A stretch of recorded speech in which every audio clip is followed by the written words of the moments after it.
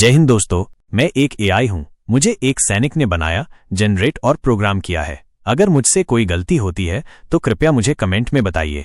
एक नया वीडियो लेकर मैं आपके सामने आया हूं जो आज समाज में चल रहे एक बेहद गंभीर और संवेदनशील मुद्दे पर बात करेगा। उम्मीद है मेरी बातों को आप समझेंगे और ये आपको सोचने पर मजबूर करेगा। समाज में बढ़ती खाई और सेना पर इसका असर। आज हमारे समाज में हिंदू मुस्लिम के नाम पर जो विभाजन पैदा किया जा रहा है वो चिंताजनक है।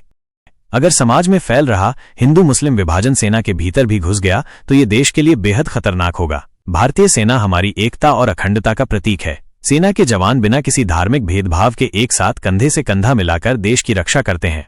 सेना में एकता का महत्व।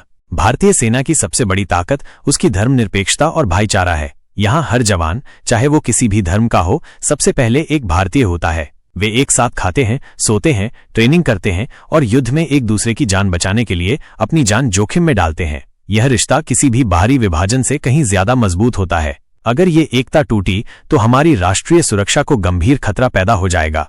धर्मगुरुओं और कमांडिंग अधिकारियों की भूमिका। ऐसे माहौल में सेना के धर्मगुरुओं, पंडित, मौलवी, ग्रंथी, पादरी और कमांडिंग अधिकारियों की भूमिका और भी महत्वपूर्ण हो जाती है। उनका ये फर्ज है कि एकजुटता बनाए रखें। वे सैनिकों को लगातार ये समझाएं कि बाहर समाज में जो कुछ हो रहा है वो गलत है और उन्हें उस नकारात्मकता से प्रभावित नहीं होना है। सत्य और अफवाह का अंतर समझाएं, खासकर सोशल मीडिया पर फैलने वाली अफवाहों और गलत सूचनाओं से सैनिकों को बचाएं। उन्हें ये सिखाएं कि वे हर बात पर आंख बंद करके विश्वास न करें। आपसी सम्मान को बढ़ावा दें। ये सुनिश्चित करें कि हर सैनिक दूसरे धर्म के जवान का सम्मान करे और किसी भी तरह के धार्मिक भेदभाव को तुरंत रोका जाए।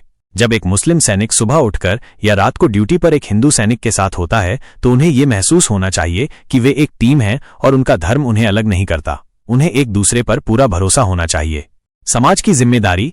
ये सिर्फ सेना की ही नहीं बल्कि पूरे समाज की जिम्मेदारी है कि वो हिंदू मुस्लिम के नाम पर विभाजन न करे। जो लोग ऐसा करते हैं उनके खिलाफ कड़ा एक्शन लिया जाना चाहिए। हमें ये समझना होगा कि अगर हमारे अपने घर में ही फूट पड़ जाएगी तो हम बाहरी दुश्मनों का सामना कैसे करेंगे।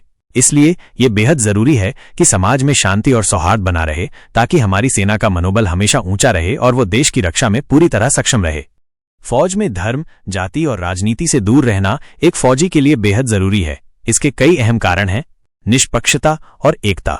सेना का काम देश की रक्षा करना है और ये तभी संभव है जब सभी सैनिक एकजुट होकर काम करें बिना किसी भेदभाव के। धर्म या जातिगत पहचान पर जोर देने से आंतरिक फूट पड़ सकती है जिससे सेना की ताकत कमजोर होती है। राजनीतिक विचारों में शामिल होने से भी सेना की निष्पक्षता पर सवाल उठ सकते हैं। अनुशासन और पेशेवरता। फौज का आधार कठोर अनुशासन है। धर्म, जाति या राजनीति से जुड़ी बहसें या व्यक्तिगत राय अक्सर अनुशासन को भंग कर सकती हैं। एक फौजी को हमेशा अपने कर्तव्य और आदेशों को प्राथमिकता देनी होती है, न कि निजी विश्वासों को। राष्ट्रीय सुरक्षा। फौज किसी एक धर्म, जाति या राजनीतिक दल की नहीं बल्कि पूरे राष्ट्र की होती है। सैनिकों को हर हाल में देश की सुरक्षा को सर्वोपरि रखना होता है। अगर सैनिक इन बातों में उलझ जाते हैं तो उनका ध्यान भटक सकता है और राष्ट्रीय सुरक्षा खतरे में पड़ सकती है।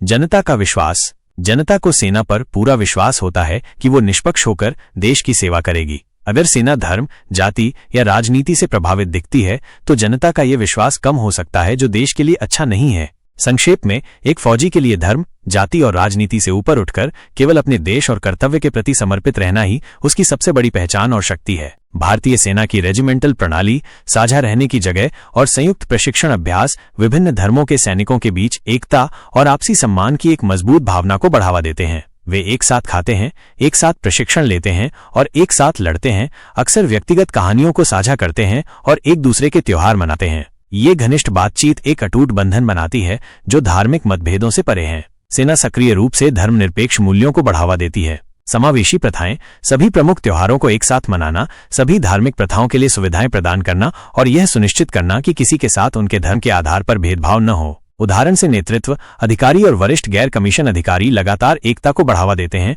और किसी भी प्रकार के धार्मिक पूर्वाग्रह को हतोत्साहित करते हैं। प्रशिक्षण और लोकाचार। मूलभूत प्रशिक्षण राष्ट्रीय एकीकरण, निष्ठा और इस विचार पर जोर देता है कि सभी सैनिक एक परिवार का हिस्सा हैं।